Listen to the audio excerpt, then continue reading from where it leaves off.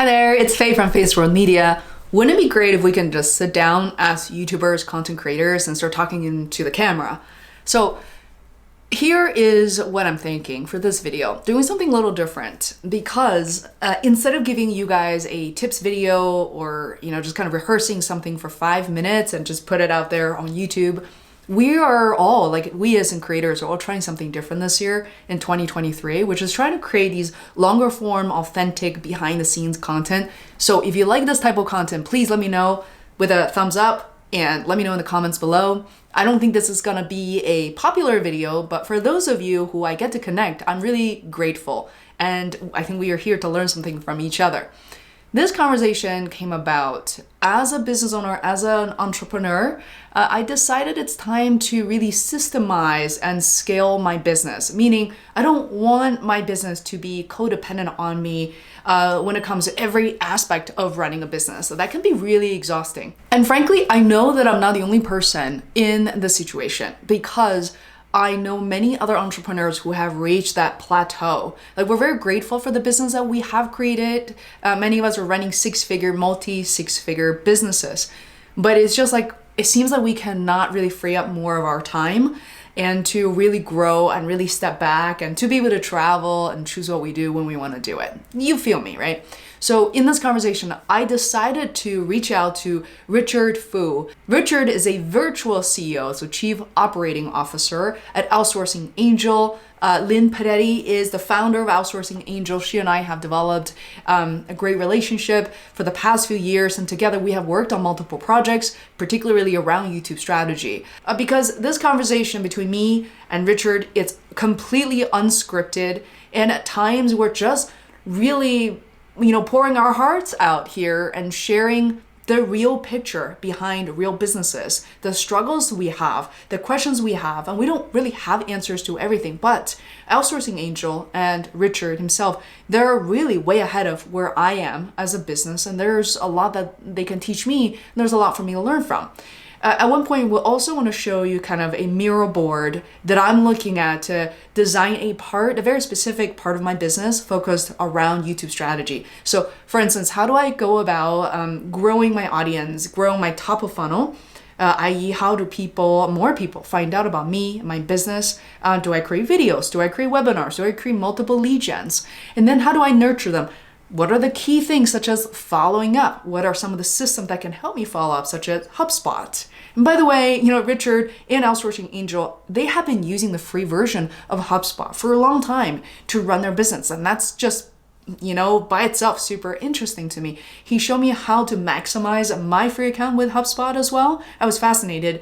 Unfortunately, we're all trying to, create a kind of a test account, so with some dummy data in there. Otherwise, we'll be like fully exposing our clients' information and revenue and all that stuff. So just very excited to share this conversation with you guys and look forward to your comments. Without further ado, check out this conversation on how to systemize and scale your business. I'll see you at the end of the video. Bye. Thanks, Faye, for having me on. I mean, look, my name's Richard and I'm a freedom business designer. So what I love to do, Faye, is go in, redesign businesses to make it work without them, especially for the business owner, because we all get into business, right? We don't want to get stuck in a business. So we go in with systems, automations, VAs, and we try to make it life easy. And ultimately, that's all I'm here to do. So yeah, that's what I want to share here with you. That's what I'll make this conversation about. Phase, like, how can we make your life easier, especially in business? 6 years now that since I've started Feisworld LLC, and there's a lot of learning. I'm proud of what I've accomplished, but I have frankly reached a stage where I, need the knowledge that you're presenting, you're talking about, which is systemize and also scale the business, beyond me. And that's a process we're here to talk about. It feels a little intimidating. Am I alone in that? If you're the pure founder, entrepreneur, right, the visionary type of person, then yeah, it will feel very scary. It's unknown because founders are really great at creating, right? Making stuff from scratch, taking it from 0 to 1, right? But not all founders know how to go from 1 to 10 to 100, and that's a whole different skill. And a lot of that is learning how to transfer what's up here most of the time down onto paper, digital paper, that type of stuff. And, it's not easy for especially the founder to transform themselves, because you can't keep running a 10-person shop like you did when it was just you, right? You can't run a 100-person shop like it was just you know, and it's about transforming yourself. And I think a lot of the work people do, they talk about processes, automations, teams, hiring people, but I think there's a lot of stuff that's not covered in terms of the mindset and understanding that you, as a founder, you need to release or let go and give up that control so that you can actually have more time back. You know, and a lot of the times, a lot of founders just create all these subconscious bottlenecks in their business just because they're like, oh, I want to feel important. Us as founders, we're always like, hey, we're problem solvers. Yeah. And so if you got a problem, you come to me and I'll fix it for you. But then that creates a bottleneck, because then it creates that dependency in your team. And that's how you kind of get stuck without knowing you're stuck. Something you said to me last week that really resonated. I know we're like almost at a half jokingly. You said, when you're creator, you're founder, you find so much energy and you just keep inventing new things. And I realized, oh my God, that's exactly me. I feel like I'm inventing new things on a weekly basis, which is a bit ridiculous, right? I wake up and I go to sleep thinking about all these ideas. I'm not kidding at all. I'm thinking, oh, YouTube just announced podcasting. Now I need to have a course on podcasting for YouTube. Oh, this is happening like every day. It's exciting and exhausting at the same time. And, you end up driving your team crazy. Like, oh, now let's all work on this. Let's open up an Instagram account for all these things. So how do you help people like set focus? Like what does that process Oh, look like? that's so funny, because when I joined OA, literally we had probably the number 17 pops up, 17 different lead magnets. And I'm like, a new lead magnet is coming out every 2 weeks. I'm like, what the hell are we doing? Why are we doing this? And then I talked to Lynn, the founder. She's like, because, right, I saw this thing, it was really good and it helped me. And I think we need to do it for other people. And it's like, yeah, okay, that's great, but we need to focus, and a lot of that stems down into really understanding and getting obsessed. And I bring up this new phrase, right? Because I went to a webinar with the founder of Shazam, the app where you're like, hey, can you Shazam it? Right. So he was giving a talk.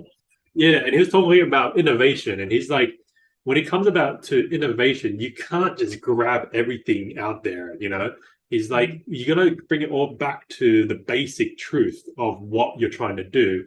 And then you have to obsess about it, right? Because you're like, I want to do stuff, and that's the thing. I think with entrepreneurs and founders, we want to do things all the time, and we get caught up. And so it's always like, let's go do the next thing.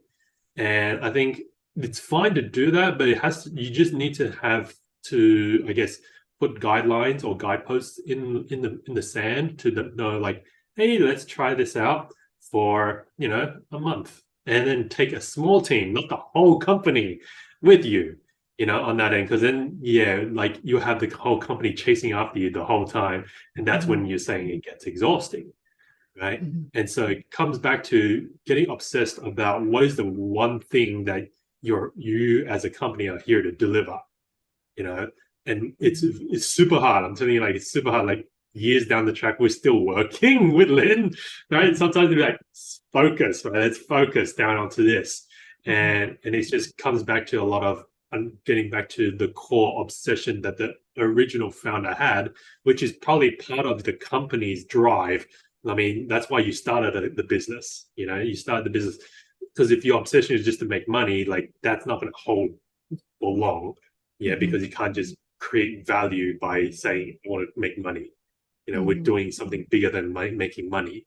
And so if it's in the core value of the business, the vision, then it makes it easier for you to focus on that end there. And look, it's super hard, right? In the noisy world that we live in, it's super hard to get focused on it. And it just takes you. I always think of it as Lynn's the one that goes roaming around, right? While you find the operational person who stays at home, cleans their house, right? Make sure it's all nice and stuff like that. So then when they come back from their journey, they tell you cool stories, and then you're like, oh, they bring back a plant, and then you're like, cool, this is a good plant, let's put it in the backyard now, right? That's what I kind of think of it like, is you need to find that other person or partner, I would say, in the business who's like, I'm gonna keep I'm gonna stay here and bye, honey, go have fun and come back soon.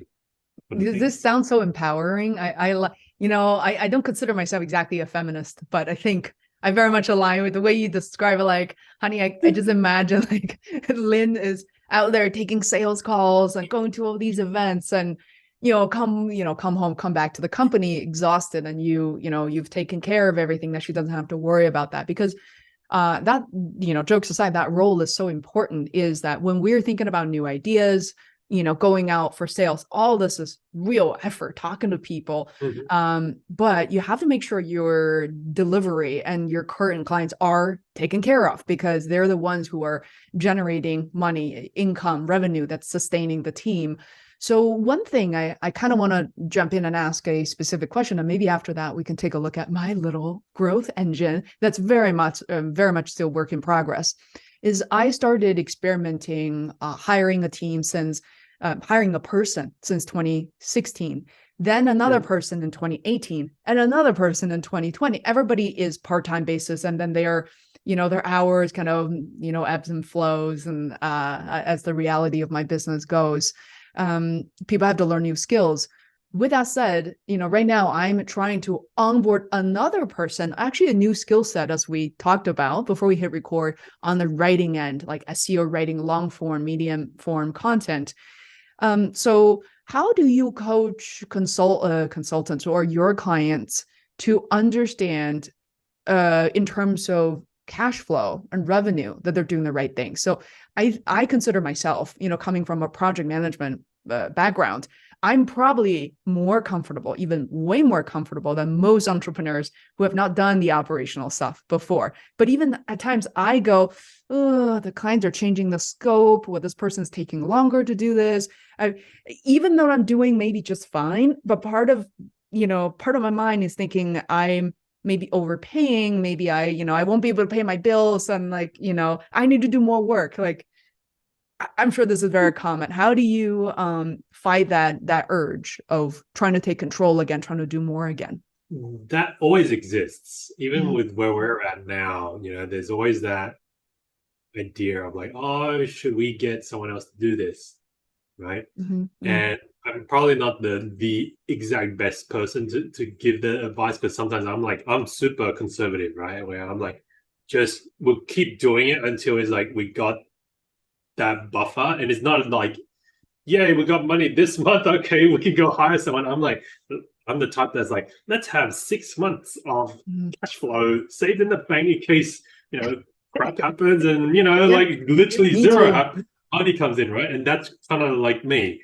And the thing with Lynn is like, she balances that out where she's like, no, Richard, we need to go get that person now. Don't care, right? We probably need the money now, right? I don't know how we're going to pay them, but we know that this is an investment, and that's the real challenging part. Is you're always going to wonder, like, are we overpaying? Are we should I be doing this, right? And it just comes back to thinking about like it's not just, and this is the thing I think we talked about last week, right, Faye? Like, you can get people in, but if you don't know what you're going to do as a founder with that extra time now to go generate more, then you're going to face a massive problem where then you play reverse role, which is what you're kind of like explaining here, is like, I kind of like start micromanaging because I'm like, oh, crap, right? I'm not making as much sales, so I'm going to focus the other way and look at costs and try and narrow that down. And it's difficult. Not everyone's made to do sales, right? But as the business owner, the ideal way that should happen is you free yourself up from operations so that you can go out and do sales and marketing. And it's about understanding. I think a lot of the times when we get into that mindset, we get caught up, right? Or what I see a lot of often is get caught up in trying to get the short term fixed, which is why cash flow is a problem. And so it's about mapping out your cash flow better, so that it's like, look, how long can I absorb this? Like, let's call it a loss, right? When you hire someone, you're going to feel like it's a bit of a loss because maybe your profits aren't as fat as it was before.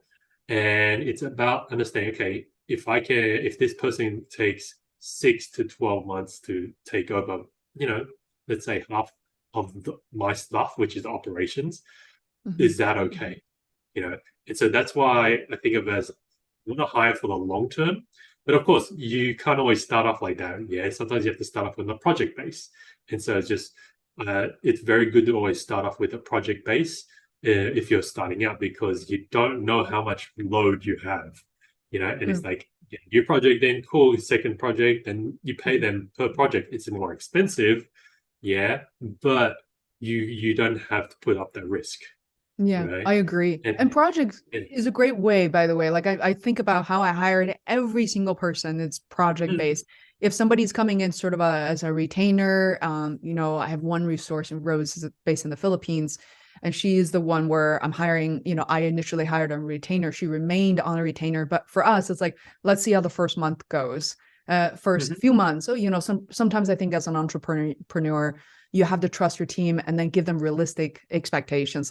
I really have to walk the walk. If I tell people to think long term and plan long term, and I go, Rose, how come this is not done after 2 weeks? Is something rather complex, and that wouldn't be a fair measurement of her skills. So years later, she's still here, and I'm always prepared to train people as well. On top of that, not like, oh, this work is done. Well, let's talk in 2 years, and things change, and we continue to inform each other and know where the gaps are. Yeah, and look, as a business owner, it's always hard when you're starting out of to think long term, because Mhm. you're surviving day to day almost, you know, Yeah, yeah. and it's not until you get into a more comfortable state that then you can transition that. And that's kind of like what I did in one of my agencies. We hired everyone on a contract project basis, and then we got enough projects on board there. I'm like, look, hey man, would it be cool if I brought you in full time, part time? Mhm. It's gonna be less than per project, but you're gonna get certainty, and Mhm. that's what most people are looking for anyway. You need to have some level of certainty. If you give it to them, then the ideal is that they contribute back to Mm. the company in that way. So, hmm. Mm. I like that. Yeah. So, can I go ahead and maybe share something that's work in progress that I started a few days ago? Sure. I'll have a look at it, and hopefully I can add some value to it. Right? Please challenge this. Again, I don't know if this is how much value this provides, but Richard, feel free to dissect it and say, what's happening here? Like, I'm absolutely okay with this as Mhm. well. And I will take notes and go back to Miro, which I used to create this. Yeah. But first of all, I cannot believe that I didn't have something like this. Literally was on a whiteboard, and it's like I could barely read my handwriting, or some on the back of an envelope, that situation. But Mhm. this, even though I forgot to put a title there, this is for the YouTube strategy piece. I have, this is an area that I've been focusing on for a couple of years already, alongside with Zoom virtual event strategy, some core strategy stuff. So to your point, Mhm. it's like, okay, Faye, like if we create a flow, like a growth engine for each and every one of them, which I think it's so hugely important, because to be honest, like, this is the context that used to kind of visualize everything kind of in a very mushy state. Like, oh, this Mhm. also drive traffic and that happens for Zoom. Like, no, what happened exactly with the YouTube strategy piece? And I want to just throw like clear dollar amount. I mean, this is not like a super high ticket item at all. Strategically, the client get a full playbook, pretty extensive, oftentimes 20 to maybe even close to 30 pages, 12 Mhm. videos, well-researched title, keywords, even with screenshots of my, research evidence. It has 3 calls: the discovery, the playbook walkthrough, with a third one with any Q&A with themselves, their team. If they don't utilize that, sometimes I even offer like half an hour analytics walkthrough after they've published, say the first 4 videos or so. So that's kind of the workflow there. And the reason why I really, number one, I love this line of work. I love getting into the psyche of these entrepreneurs, like getting to know their stories, identifying something that's really obvious that they haven't really seen themselves. They get excited. I get excited Mhm. to see them, right? To be able to batch as a result. The magic is they're able to batch record all that content in sometimes less than a day. It's the most beautiful thing. And then they work with a company like OA, Outsourcing Angel, to get it produced, get it published. And also, last but not least, Richard, this helps open up potentially other services that I have as well. One, it drives leads and sales to my partner agencies like OA, and creates all these opportunities. But also it's something I feel like that I don't get tired of, and there are more opportunities in that realm in general. They even ask, how do I repurpose? And how do I do more with the content? Some people end up, creating courses out of their YouTube videos or video content. So with that said, so here is the workflow, Richard. I'll just walk you through. I know this probably is very intuitive to you. So the starting point, for those of you who have not done a flow chart in a little while, yeah, I also forgot how to do it. That this is the diamond shape is a decision when a decision is being made. When I forgot that altogether from my consulting days, I was using the orange place as like some sort of action, and that just kept going. This loop just never ended. But so here, starting point, my sales funnels are a lot of direct referrals. I have, done live webinars. I actually did one yesterday. And also there's like webinar on demand. It's something that I can repurpose existing content, hook it up to something like eWebinar, replay them. My YouTube strategy page on my website, my blog, there's a ton of YouTube strategy blog posts. At the end of each blog post, there's like a call to action, and of course my YouTube videos. And as people okay, so the first decision is people are they interested or are they not? So layer one is just awareness. That's cool. No action, right? Then they get into the research phase. And I would say this first decision comes in research, as in they're intrigued. They may even be comparing me versus someone else, but they're thinking, I really need this. I've done videos that weren't working. I come from a company background. I don't want to just randomly post videos. I really want to have a thinking partner. So what end up happening is they will landing any of these coming from any of the sales funnel, the lead sources, and they will most likely schedule a discovery call, or they come from the contact forms where I say, hey, let's get on the call. And the truth is, I don't think anybody has ever signed up for this package without talking to me.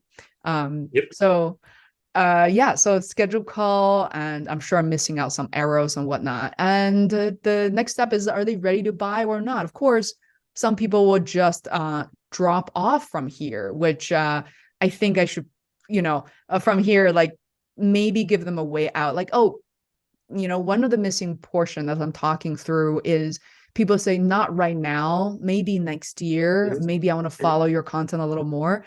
I should connect from here, really from here all the way to like, hey, let's stay in touch. So this area here could be a connection. So I'll just take a mental note there. So if they're ready to buy a small, I wouldn't say even a small percentage. I think these days, 1 out of 3-4 phone calls, I ended up signing up for a client, but I also don't take that many calls, just for clarity's sake.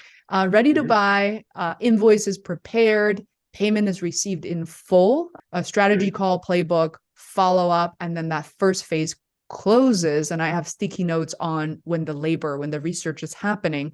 And the beauty of this is ready to buy again, is, this is what happens is once I close, my program really is run typically every 3 months. Now, granted, there are clients who are very ready to go. I learned everything I need to learn. I'm good on my own, but a lot of them do come back. So I check in after 2 weeks, so that playbook isn't sitting somewhere getting stale. Like, what are you stuck on? What are any questions that you have? Then within 6 weeks, and then 6 months later, there may be recurring sales happening, ready to buy again. No, they exit. There is the stay in touch part, which I said, like the discovery call that could happen in multiple locations, that I tried my best to tell people, here's an email sequence of YouTube specific skills and newsletters. I encourage you to check it out. I also have free and paid courses that you can explore, that take them back to basically, an email series that I probably need to update. I'm recently thinking about like a 30-day how to grow your business on YouTube. But right now, I don't have a daily email.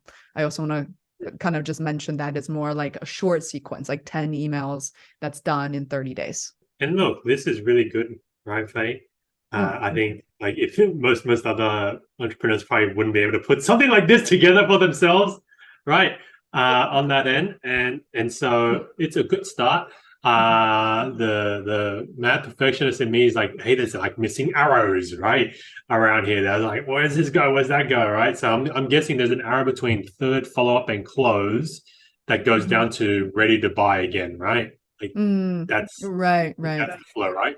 Like Hmm. that's fine. I think there's yeah, so what you're focusing on, which is quite interesting, is at the front end, right? Which is all the, they stay in touch and all of that. That's fine. What's missing here, right? I think is there's usually a process we always highlight that most people don't get across on, and that's what you say is not ready to buy and they're not ready to buy, right? Hmm. And you're saying you can link it back to your email sequence, but then that's the people like come back to me, right? And they like come back to me in a year. But I'm Mm. sure there are also people who are like, hey Faye, this is really good. Can you send me a proposal? And then you send it to them and they don't do anything, right? Mm. Yeah. And so they're not really saying, I'll come back in a year. They're like thinking about it, you know? Hmm. And that's one of the things that needs to be put in place is like a clear follow-up sequence to be like, oh, so it's like you go, hey, so you ready for this, right? On the call, and then like, yeah, I think it's a good idea, but let me think about it, yeah, Faye. And Hmm. then you go, I'm pretty sure you might go this, and you're like, so yeah, tell me about like so what do you need so then we can move forward today? And they're Hmm. like, oh, I just need time to think about it. It's like, okay, that's cool. So then how about, we touch base.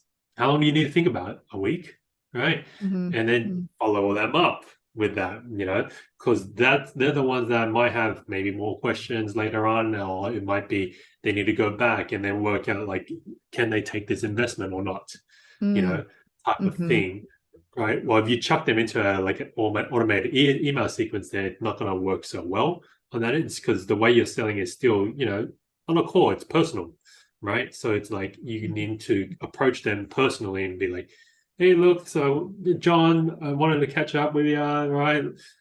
It's like, okay, you need a week to think about, sure, maybe should we pen in a time where, we have a quick 15-minute call, right? And if you Hmm. have any questions, I can answer it or whatever, that type of thing, right? Hmm. So like that's always a key piece that most business owners that I talk to miss out on because they're just like, look, they're not ready to buy. Well, whatever. I got to go service the ones that are buying. It's like Yeah, that's true. great, but then you're leaving money on the table with some of these Yeah, here. I am certainly doing that, to be honest, because I do find it sometimes hard, especially when people come in through like a very warm leads, like a friend, not even a friend of a friend, like coming from the same entrepreneurs group. I try to be a little gentle with the sales pitch compared to like somebody who like find me out of the blue. Like sometimes I feel like, I'll say whatever, but if this is like we all are part of the community, I'm like, oh, still, you're right. Yeah, I need to get better at that. yeah, and so I think like it's just a mindset thing. It's not like some people just need that push, Mm. right? Just to take action because the idea is you can make a big difference, right? Hmm. So then Yeah. if they don't want it, that's okay. But at least I'm not asking you to go full American sales pitch, right? Like, we've only got 5 spots left, right? Better run back to the room and sign up. And I love that stuff, right? Because I used to go do that stuff, right? Yeah.